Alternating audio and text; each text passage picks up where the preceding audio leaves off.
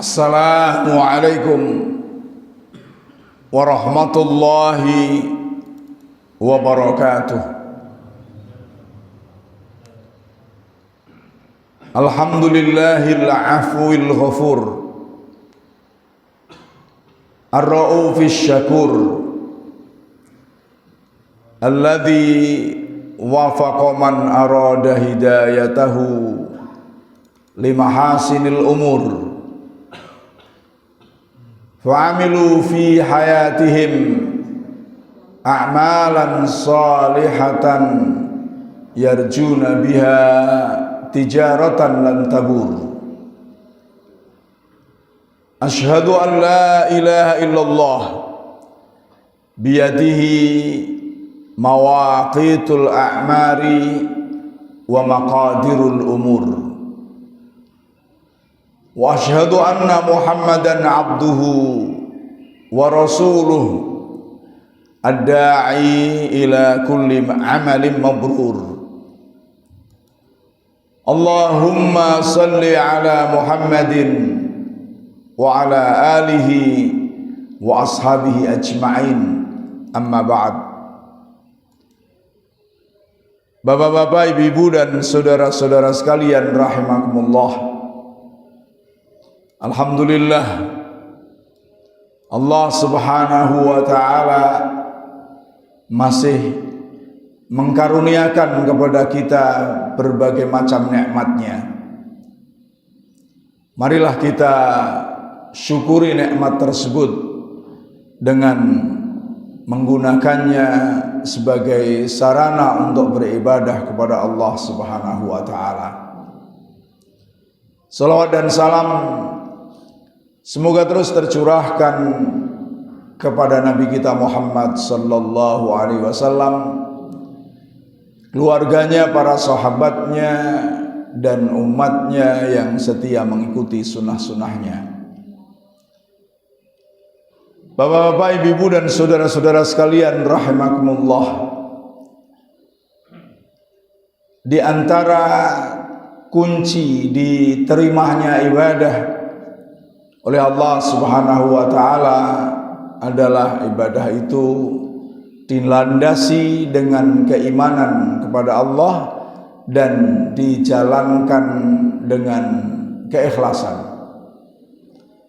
Ibadah yang dijalankan tanpa keikhlasan maka di akhirat nanti akan dijadikan bagaikan debu yang berterbangan.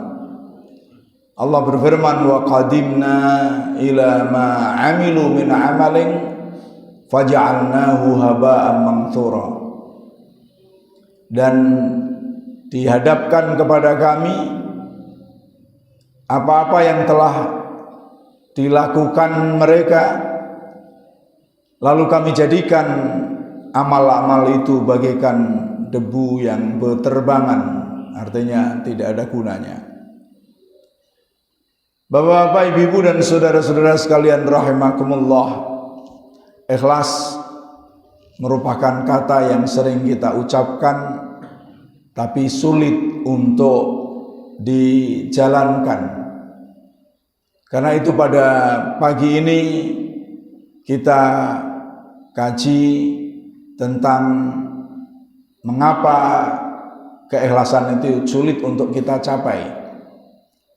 Tentunya dengan mengetahui sebab-sebab itu, akhirnya kita bisa mengatasi sebab itu dan keikhlasan itu bisa kita capai sedikit demi sedikit. Namun sebelum kita membahas sebab-sebab sulitnya mencapai keikhlasan, kita pelajari dulu apa itu ikhlas dan juga bagaimana tingkatan-tingkatannya serta keutamaannya.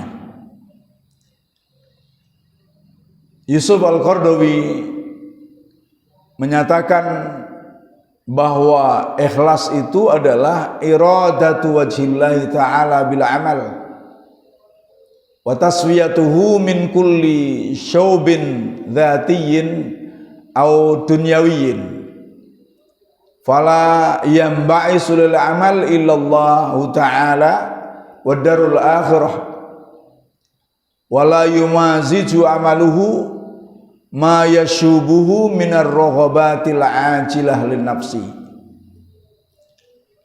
Yani ikhlas menurut Dr. Yusuf Al-Qaradawi adalah menghendaki keridhaan Allah Subhanahu wa taala dengan suatu amal, bila amal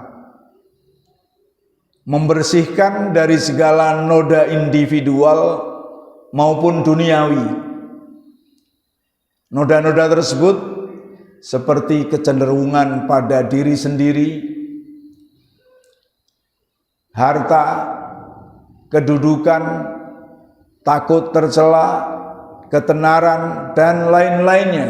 Ini namanya noda-noda yang bisa mengganggu keikhlasan. Ketika di dalam diri kita beramal untuk tujuan-tujuan ini.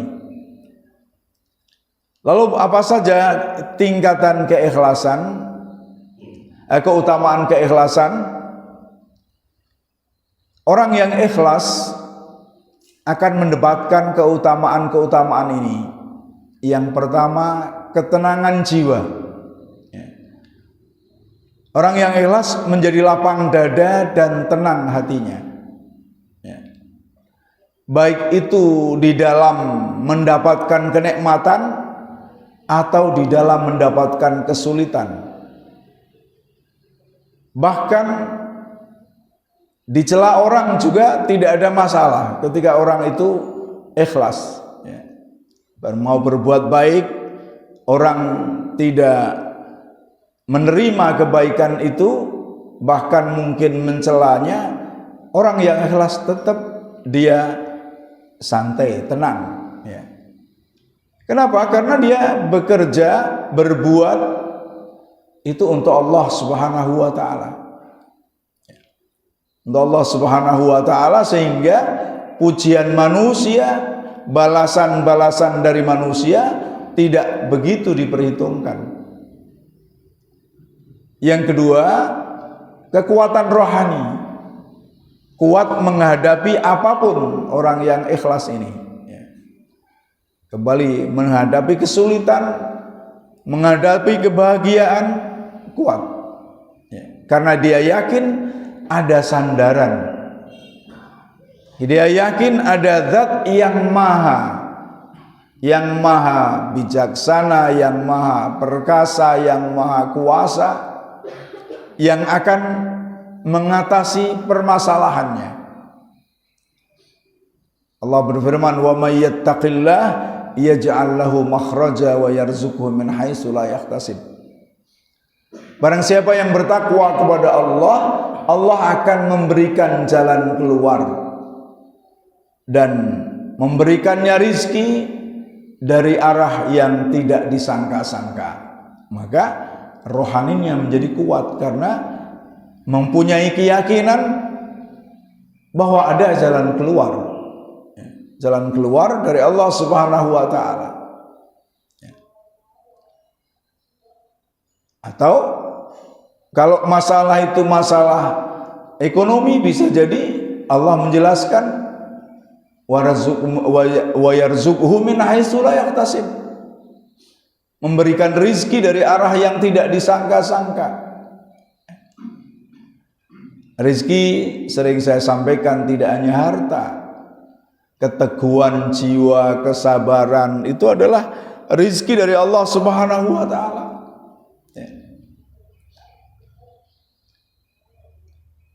Meyakini takdir Allah Subhanahu wa taala juga itu rezeki dari Allah Subhanahu wa taala. Allah berfirman dalam Al-Qur'an surah Az-Zumar, awalam ya'lamu annallaha yabsutur rizqa liman yasha wa yaqdir inna fi dzalika la ayatil liqaumi yu'minun. Sesungguhnya Allah meluaskan rizki kepada sebagian orang dan juga membatasinya, menyempitkannya. Ada yang rezekinya bagus, ada yang rezekinya sedengan, ada yang rezekinya itu kurang. Innallaha yabsutur rizqa liman yasha' wa yaqdir. Sesungguhnya Allah meluaskan rizki bagi siapa saja yang Allah kehendaki dan juga menyempitkannya, membatasinya. Inna fi dzalika, sesungguhnya di dalam hal itu betul-betul merupakan tanda kekuasaan Allah bagi orang-orang yang beriman. Ini diberi rezeki ketika kita menyadari hal tersebut. Sehingga meskipun rezeki yang dimiliki itu tidak seuntung orang lain, dia akan tetap tenang, kuat rohaninya dalam menghadapinya. Kemudian ikhlas itu merupakan amal yang berkesinambungan terus sampai mati.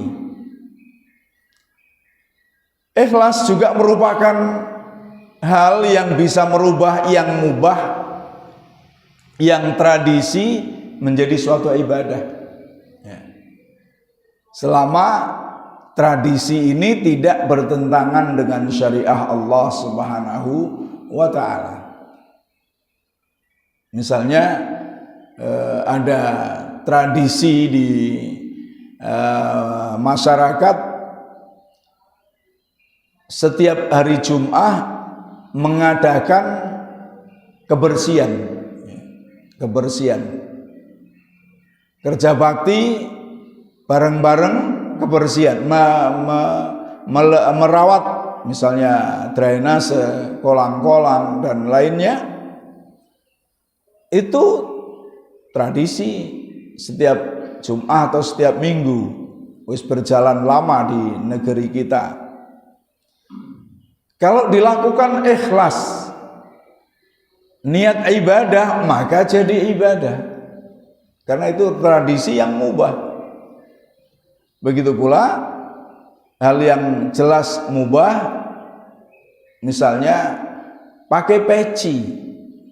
Pakai peci ini hukumnya mubah. Kalau kita mau ke masjid kemudian memakai peci dengan niat ikhlas supaya sholatnya menjadi tidak terganggu oleh rambutnya misalnya, maka itu menjadi ibadah karena menjaga kekhusyuan daripada sholat. Lalu orang yang ikhlas tetap memperoleh pahala amal yang dilakukan. Memperoleh pahala amal sekalipun belum menyempurnakan amal itu atau bahkan belum mengamalkannya, sudah niat ikhlas karena Allah. Ini sudah dihitung pahala. Karena Rasulullah mengatakan barang siapa yang berkeinginan, berniat untuk amal soleh, maka telah dicatat oleh Allah satu pahala. Dan apabila dia mengerjakannya, maka dicatat menjadi 10 kali lipat sampai 700 kali lipat, sampai berlipat-lipat yang tidak ada batasnya. Itu niat ikhlas.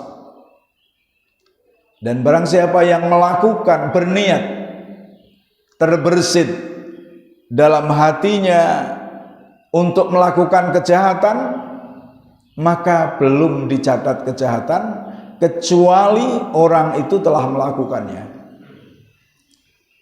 Allah sangat kasih sayang kepada kita. Maka sesuatu yang hanya terbersit dalam hati sebuah kejahatan itu belum ditulis kejahatan sampai melakukan. Ketika orang misalnya ketika sholat terbersit dalam hati untuk memukul orang, maka terbersit dalam hati tadi belum membatalkan sholat, akan tetapi mengurangi kekhusyuannya.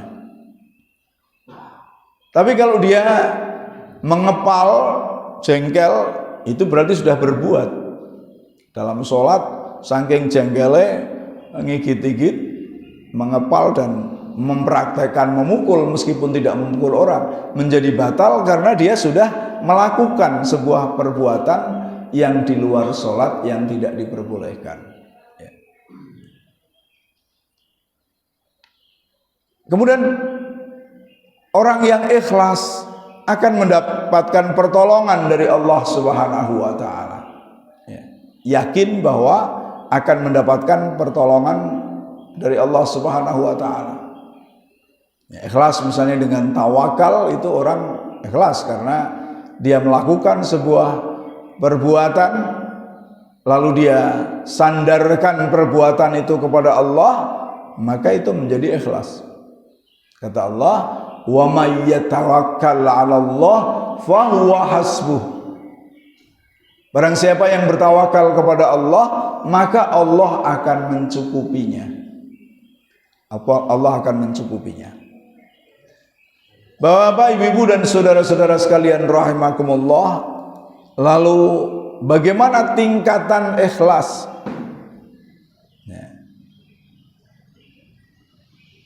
Menurut Imam Al-Ghazali di dalam kitab Ihya Ulumuddin, terdapat 3 derajat atau tingkatan dalam keikhlasan. Kita ada di mana, kita lihat nanti. Ini tentunya tinjauan tasawuf. Yang pertama, ikhlas karena Allah Subhanahu wa Ta'ala.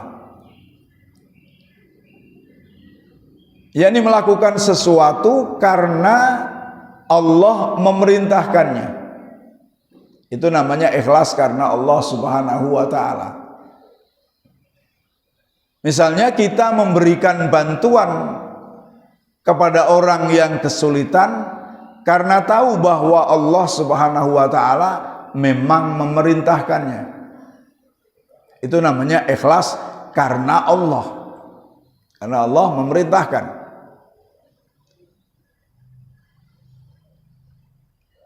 Karena Allah memerintahkan untuk berinfak, lalu kita berinfak.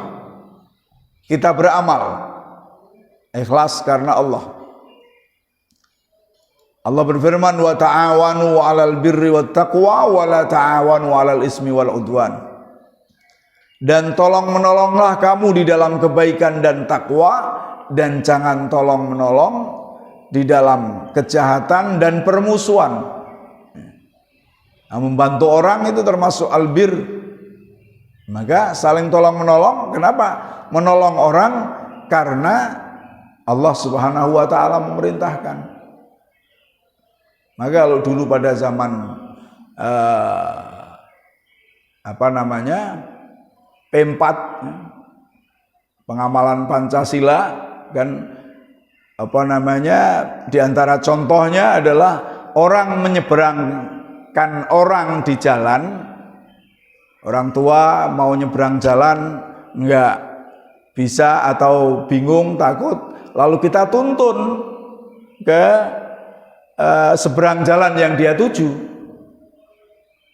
karena mengamalkan sila berapa Pak Masrof? Lupa. Karena mengamalkan sila kemanusiaan, kemanusiaan yang beradil dan beradab katanya. Ini kalau ditinjau dari sisi niat, salah. Harusnya karena Allah baru mendapatkan pahala. Kalau karena sila, ya berarti dapatnya sila itu dunia. Maka kita harus menata niat ini, ikhlas ini. Sudah benar yang dilakukan, sudah benar. Ini yakni menyeberangkan itu sudah benar, tapi pembelokan akidah di situ. Kita memang kadang-kadang akidah ini dibelokkan dengan tidak terasa. Karena itu Rasulullah memisalkan, yakni setan dalam menggoda manusia itu bagaikan semut hitam yang ada di atas batu hitam di atas gunung di malam hari. Jadi nggak kelihatan sama sekali, nggak kelihatan sama sekali. Kayak tadi ya nggak kelihatan bahwa ini pembelokan apa enggak gitu. Pembelokan dari secara akidah. Tapi apakah sah? Ya sah-sah saja karena itu perbuatan baik. Hanya dapatnya hanya dunia, sila kedua tadi. Wa anfiqu mimma razaqnahum min qabli ayati ahadakumul maut wa yaqulu rabbi laula akhartani ila ajalin qarib fa asaddaqa wa akum minas salihin. Jadi di sini juga perintah untuk berinfak.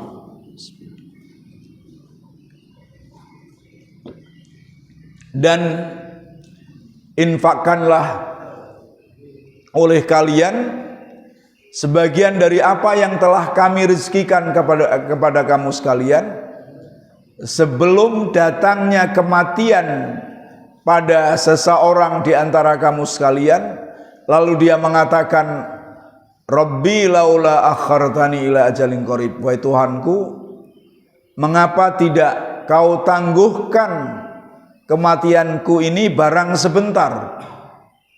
Fa asaddaqa wa akum minas salihin, lalu aku bersedekah dan aku akan termasuk golongan orang-orang yang saleh. Ayat ini dalam Aisarut Tafasir dikatakan Allah Subhanahu wa taala menghimbau kepada orang-orang yang beriman agar berinfak di dalam mentaati Allah Subhanahu wa taala. Berinfak dengan harta yang dia telah menjadikan mereka, yakni Allah telah menjadikan mereka sebagai penguasanya di dalam harta itu. Jadi Allah yang menjadikan kita menguasai harta, kita memiliki harta, kita memiliki jabatan, itu semuanya adalah Allah Subhanahu wa taala yang menentukan. Kapan? Yakni sebelum datangnya maut. Sebelum datangnya kematian, sebelum sakaratul maut. Kenapa kok dihimbau agar sebelum sakaratul maut berinfak dari sebagian harta yang Allah telah jadikan dia memilikinya?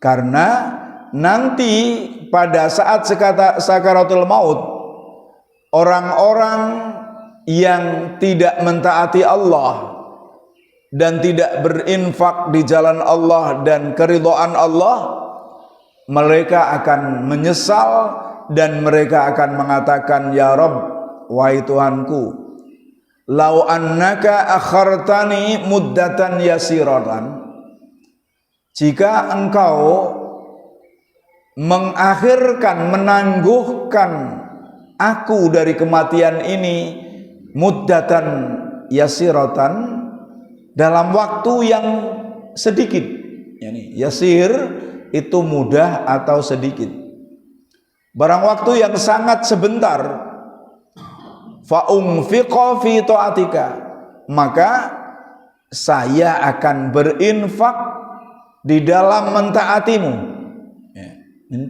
mentaati Allah, akan berinfak di dalam ketaatan kepada Allah. Karena itu ini menjelang bulan Ramadan, hendaklah pada berinfak sesuai dengan kemampuan, termasuk berinfak ke masjid, Masjid Aminah, di mana kita mempunyai defisit berapa Pak? 127 juta untuk 1 tahun. Jadi habisnya seluruhnya anggaran kita 1 tahun itu piro? 1 second? Sekitar tuh 100? Itu kan minusnya ya. Ora seluruhnya sekitar 140-an ya. sekitar 150 satu tahun kita anggarannya. Lah yang sudah terprediksi anggaran tadi, sehingga masih harus cari uang 127 juta. Tapi saya yakin sih dapat ya. Mbuh ngulurunen endi Allah yang menentukan jalannya ya. Maka bagi bapak-bapak, ibu-ibu yang kerso untuk berinfak, silahkan berinfak. Sing kira-kira ngerti wong sing bisa dijalui, tak jalukane tapi memone dari sampean. Jadi aku misalnya kok dikongkon Pak Masrof, Pak Masrof, saya tindak mriki ada salam dari Pak Masrof. Nah, inilah jadi oleh ini aku tok nek ora kenal kan ora oleh. Jadi diantaranya adalah seperti itu. Insya Allah pada tahun-tahun yang lalu bisa tertutup ya. Jadi hendaklah berinfak sebelum mati supaya jangan menyesal. Wa astajiba li amrika, dan saya akan merespon perintah Engkau ya Allah. Kalau wa akuna min ibadikal mukhlasin as-salihin allati tardu anhum, dan aku akan menjadi hamba-hambamu yang ikhlas, yang beramal soleh, yang Engkau meridai ya. Jadi ini penyesalan bagi orang yang tidak taat kepada Allah Subhanahu wa taala ketika di sakaratul maut.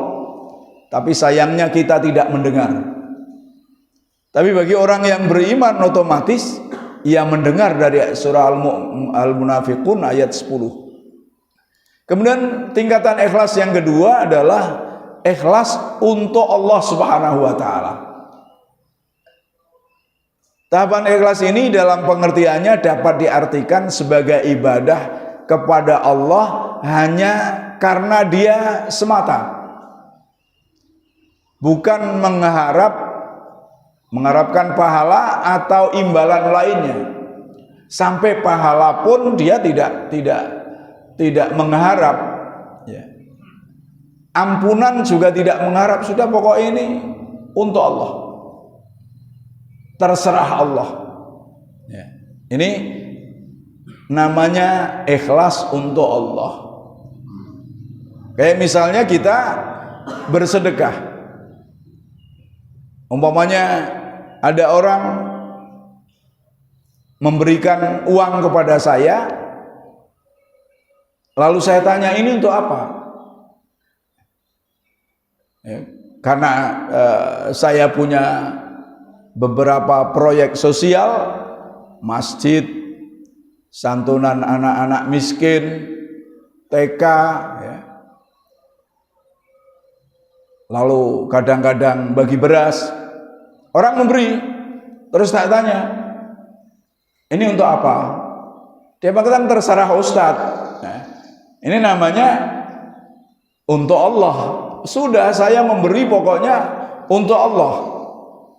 Saya tidak berpikir apa-apa, tidak berpikir tentang balasan atau untuk apa, terserah Allah Subhanahu wa taala.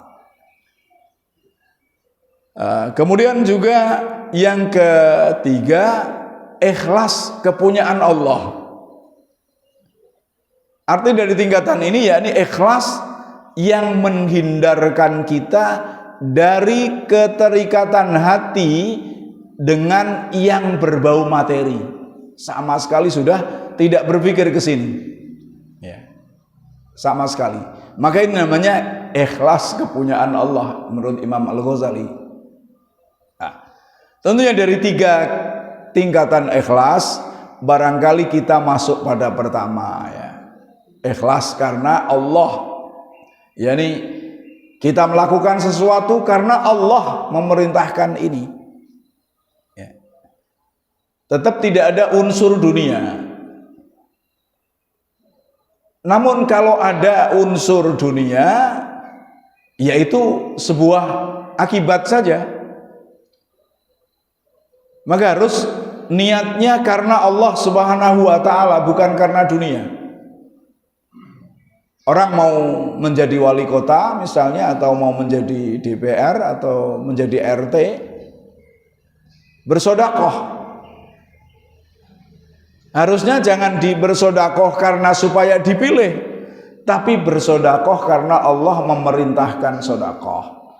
Adapun dipilih itu urusan Allah Subhanahu wa ta'ala, karena Allah sudah mengatakan intang surullah yang surkum wa yusabbit aqdamakum. Jika kau menolong Allah, Allah akan menolong kamu dan akan meneguhkan pendirian kamu. Kalau memang jadi wali kota atau jadi DPR atau jadi RT itu baik, akan ditolong Allah. Baik bagi dia. Kalau tidak baik juga akan ditolong Allah supaya jangan jadi. Hakikatnya pertolongan Allah itu ada terus. Maka kalau kita niat karena Allah, mendapatkan pahala. Tapi kalau niat karena dunia, pahalanya nggak dapat. Dunianya juga belum tentu dapat, ya. Belum tentu dapat. Ketika kita niat untuk dunia, dunia belum tentu dapat. Tapi kalau niat karena Allah, pasti akhirat dapat. Dunia juga dapat. Minimal kesabaran ketika gagal itu namanya dapat dunia. Tidak pusing, ya. Ada 5 alasan mengapa perilaku ikhlas itu sulit dilakukan, ya. Maka kalau ingin ikhlas, ya kebalikan dari 5 perilaku ini. Yang pertama, manusia pada hakikatnya menyukai pujian, senang kalau dipuji. Maka ini menjadikan keikhlasan hilang. Pujian merupakan salah satu hal yang disukai manusia selain uang, ya. Jadi utama uang, kemudian setelah uang pujian, itu manusia. Orang bekerja siang malam bahkan tidak memikirkan sholat misalnya, tidak memikirkan halal haram, setelah itu dapat uang. Maka setelah dapat uang itu yang dicari adalah pujian. Orang pada muji enggak? Maka menjadi sombong, menjadi diktator, keikhlasan sudah enggak ada. Umpamanya bersodakoh, ya sodakohnya untuk mendapatkan pujian. Namun di balik pujian tersebut terdapat hal yang secara tersirat dapat menjerumuskan seseorang kepada perbuatan tercela, ya, yakni kesombongan tadi. Nah, ketika kita mampu untuk menekan rasa ingin dipuji kita, maka keikhlasan muncul. Kita mengingat bahwa tujuan hidup ini bukan untuk dunia. Pujian ini di dunia. Tujuan hidup adalah untuk akhirat. Kemudian yang kedua, manusia bersifat tamak dan serakah. Ya. Ini pada dasarnya tabiat manusia serakah atau tamak. Dengan kata lain, manusia menyukai segala hal yang berbau duniawi, ya. Apalagi masih muda. Allah berfirman, wa tuhibbunal mala hubban jamma, dan kalian cinta sekali dengan harta dunia dengan kecintaan yang luar biasa. Dalam tafsir dikatakan wa yamiluna ila jamil mal mailan syadida. Mereka yakni manusia cenderung untuk mengumpulkan harta dengan kecenderungan yang sangat, ya. Ini hampir semua orang seperti ini. Nah, harusnya khususnya kita yang sudah tua sudah tidak seperti ini lagi. Tidak yamiluna ila jam'il mal mailan syadida, tapi harusnya yamiluna ila jam'ith thawab, cenderung untuk mengumpulkan pahala, ya, pahala yang sebanyak-banyaknya, mailan syadidan. Untuk apa? Untuk bekal akhirat. Sebab yamiluna ila jam'il mal mailan sadidan yadfa'uhum ilal khirsi ala jam'i wal bukhli bi infaqihi. Kalau orang sudah cenderung pada harta dengan kecenderungan yang sangat, maka kecenderungan ini akan membawanya kepada keserakahan di dalam mengumpulkan, maka tidak pikir halal dan haram, tidak pikir ini menindas orang atau tidak, pokoknya dapat. Lalu setelah dapat, wal bukhlu fi infaqihi, bakhil untuk menginfakkan, ya. Karena ini bakhil untuk menginfakkan harta itu, meskipun yang dikumpulkan itu sudah banyak, namun bakhil untuk menginfakkan. Yang aneh lagi, kadang-kadang kalau kita amati, orang tugasnya sudah selesai. Maksud saya orang tugasnya sudah selesai, anake wis dadi manten kabeh, ya. Bisa jadi anaknya sudah mapan semua, rumahnya sudah punya, pekerjaannya sudah punya. Si orang tua tadi masih saja yamilu ila jam'il mal mailan syadida, masih saja sulit untuk berinfak di jalan Allah Subhanahu wa taala. Ini aneh. Pak nggo ngopo duwite nek dikumpulke terus tidak diinfakkan di jalan Allah Subhanahu wa taala, enggak ada yang dibawa mati, ya. Kalau saya sih berprinsip, anak itu nek wis didadekke manten ya wis urusan dekne, ya. Rezekinya harus diatur oleh Allah Subhanahu wa taala. Manusia atau orang tua hanya sekedar membantu, ya. Sekedar membantu, dia usaha sendiri, sekedar membantu. Lah manusia orang tua untuk apa? Ya untuk ini, untuk supaya di jalan Allah Subhanahu wa taala. Wa kullu dzalika ya'ni annahum yurithuna ad-dunya 'alal akhirah. Orang yang sedemikian ini adalah orang yang mengutamakan dunia atas akhiratnya, ya, atas akhiratnya, karena keserakahan dan kebahilan dalam berinfak. Dunia ini kalau dikejar terus tidak ada hentinya kalau kita tidak mau membatasi diri. An Qatadah an Anas qala Rasulullah sallallahu, "Lau kana libni Adam wadiyani min malin labtagha wadiyan salisan wala yamla'u jawfa ibn Adam illa turab wa yatubullah ala man taba." Dari Qatadah, dari Anas, dia berkata Rasulullah sallallahu alaihi wasallam bersabda, seandainya anak Adam telah memiliki 2 lembah dari harta, niscaya dia ingin lembah yang ketiga, dan tidak ada yang bisa menghentikan, ya, tidak ada yang bisa menghentikan kerakusan tadi, keinginan tadi, kecuali debu, yakni mati. Wa yatubullah ala man taba, dan Allah akan mengampuni, menerima tobatnya orang-orang yang bertobat. Ya, di antara misalnya,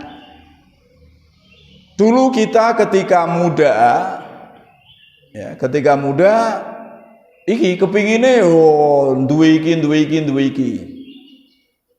Kemudian setelah tua, mestinya keinginan ini harus dihentikan.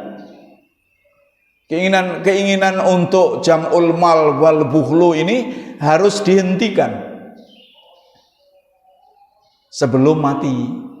Nah, menghentikannya dengan apa ya? Dengan taubat tadi, tidak mengumpulkan dengan jalan yang haram, tidak bakhil untuk menginfakkannya.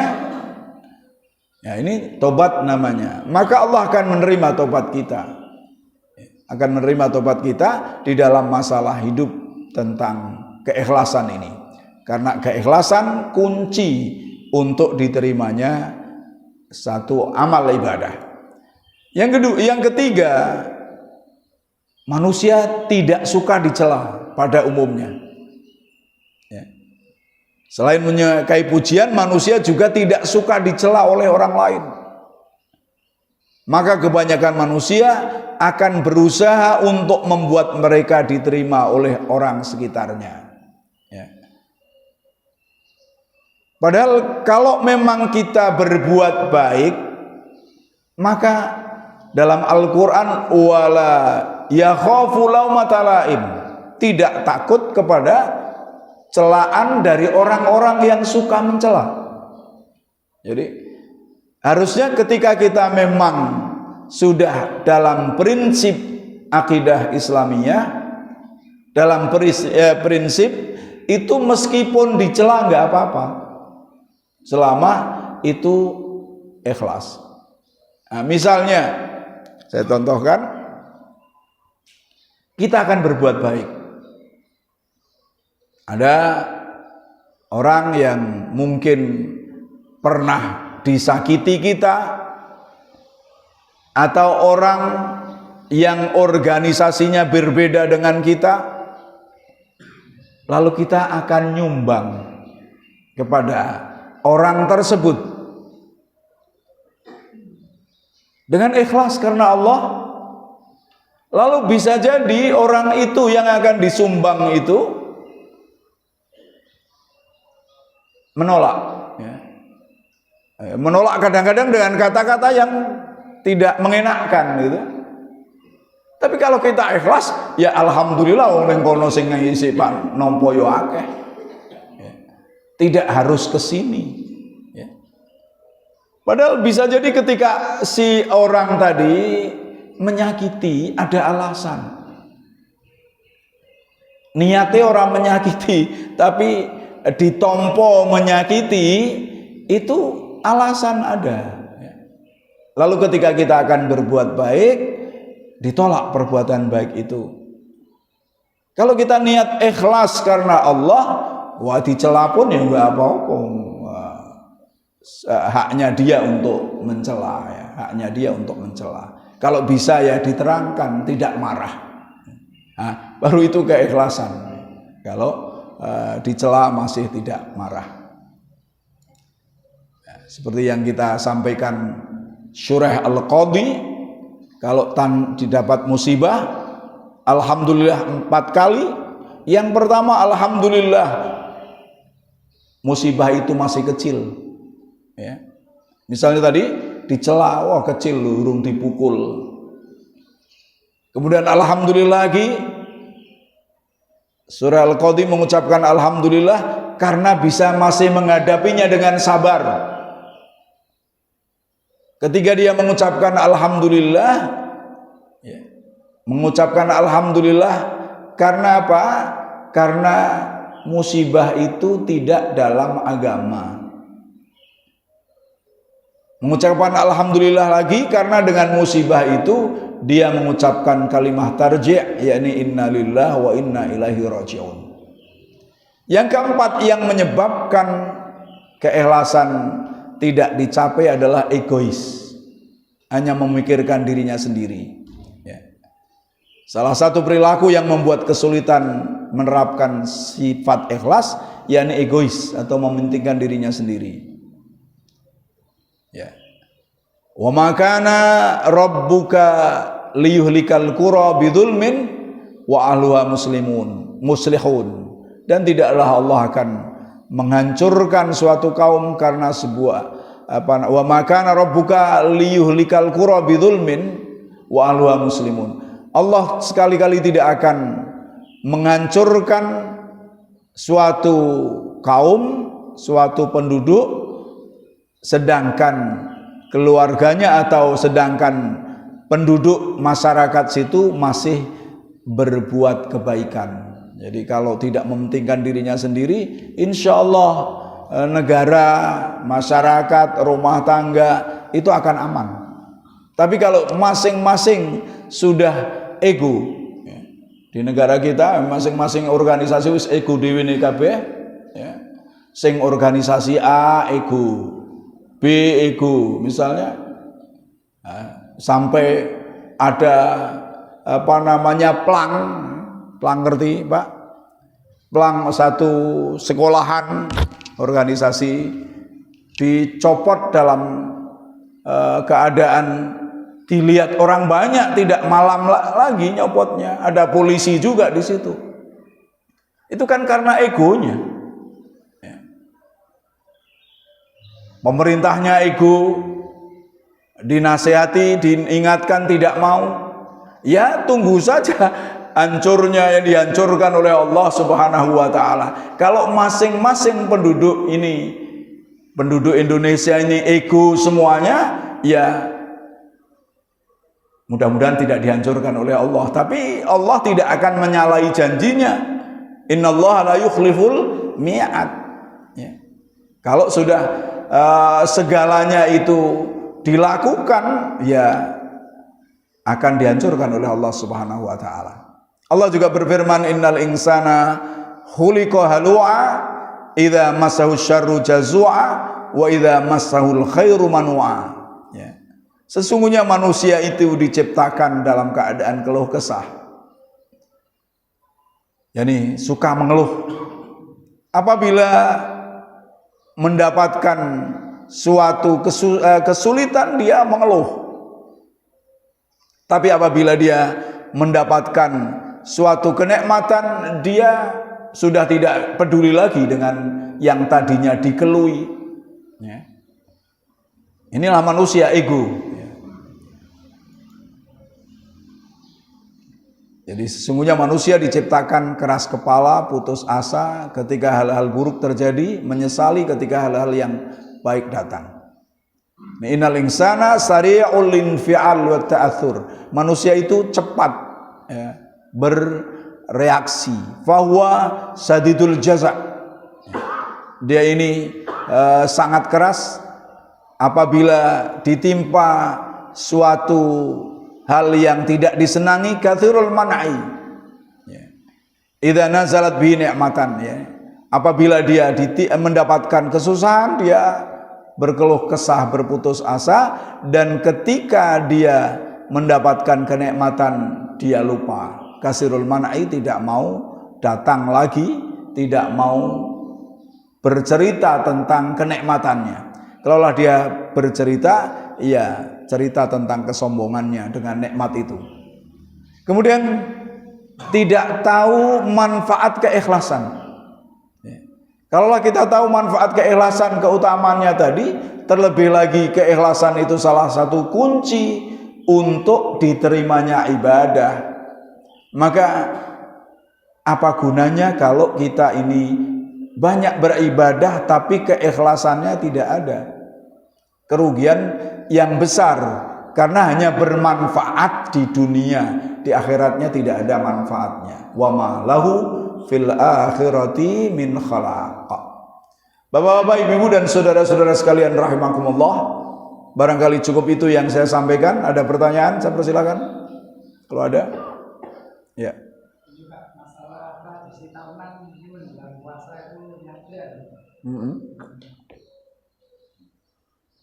Nyadran, ya.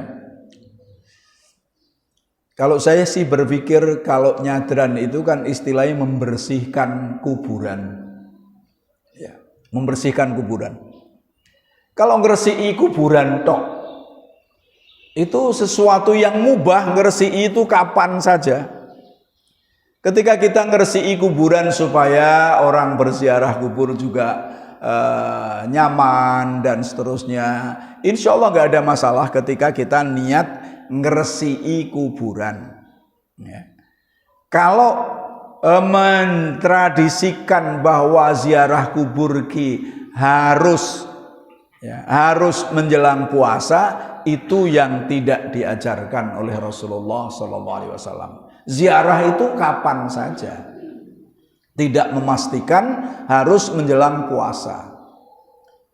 Lalu ketika orang ada kesempatan kok menjelang puasa, ya ada masalah, tapi jangan mentradisikan. Ibaratnya ada orang Pekalongan hidup ning Jakarta, ya. Kebetulan pas ning Pekalongan terus ziarah kubur, ya oleh-oleh baik. Tapi kalau ngujo dari Jakarta kudu ziarah kubur setiap sebelum puasa, itulah yang sebetulnya tidak disarankan oleh Rasulullah Sallallahu Alaihi Wasallam. Seringkali juga orang mengatakan, lawang ziarah kubur kan diperintahkan, betul. Lah nang apa ora oleh? Bukannya tidak boleh, tapi kapan saja boleh, gitu loh. Bukannya tidak boleh, karena Rasulullah mengatakan la taj'alu qabri aidan wa sallu alayya fa inna salatakum yakni tablughuni aina ma kuntum. Kata Rasulullah, jangan jadikan kuburanku sebagai aid. Aid itu dari kata ada ya'udu, artinya yang dikunjungi berulang kali pada waktu tertentu, ya, pada waktu tertentu. Bersolawatlah kamu untukku, artinya solawat untuk Nabi adalah berdoa untuk Nabi. Bersolawatlah untukku, sesungguhnya solawatmu akan sampai dari mana saja kamu berada, aina ma kuntum. Begitu Bapak ya? Ya. Saya kira cukup, waktu sudah jam 6. Kita tutup dengan doa. Allahumma salli ala Muhammad wa sallim wa radiyallahu an kulli sahabati Rasulillah ajma'in walhamdulillahi rabbil alamin. Allahumma la tada' fi jama'ina wa majlisina hadha dhanban illa ghafartah wa la hamman illa farajtah wa la dainan illa qadaitah wa la maridan illa syafaitah wa la mujahidan illa nasartah wala hajatan min hawaijid dunya hiya laka ridwan walana salahun illa qadaitaha ya arhamar rahimin. Allahumma tawaffana musliman wa alhiqna bis salihin. Allahumma arzuqna kamalal ikhlas fil a'mal wal aqwal wa husnal khatimati indang qita'il ajal. Ya Allah, matikanlah kami dalam keadaan Islam dan perjumpakanlah kami dengan orang-orang yang saleh. Ya Allah, berilah kami rizki berupa kesempurnaan keikhlasan atau keikhlasan yang sempurna di dalam perkataan maupun perbuatan. Ya Allah, berikanlah rizki pada kami husnul khatimah ketika kami mati. Rabbana atina fid dunya hasanah wa fil akhirati hasanah wa qina adzabannar. Subhana rabbika rabbil izzati amma yasifun. Wassalamun alal mursalin walhamdulillahi rabbil alamin. Wassalamualaikum warahmatullahi wabarakatuh.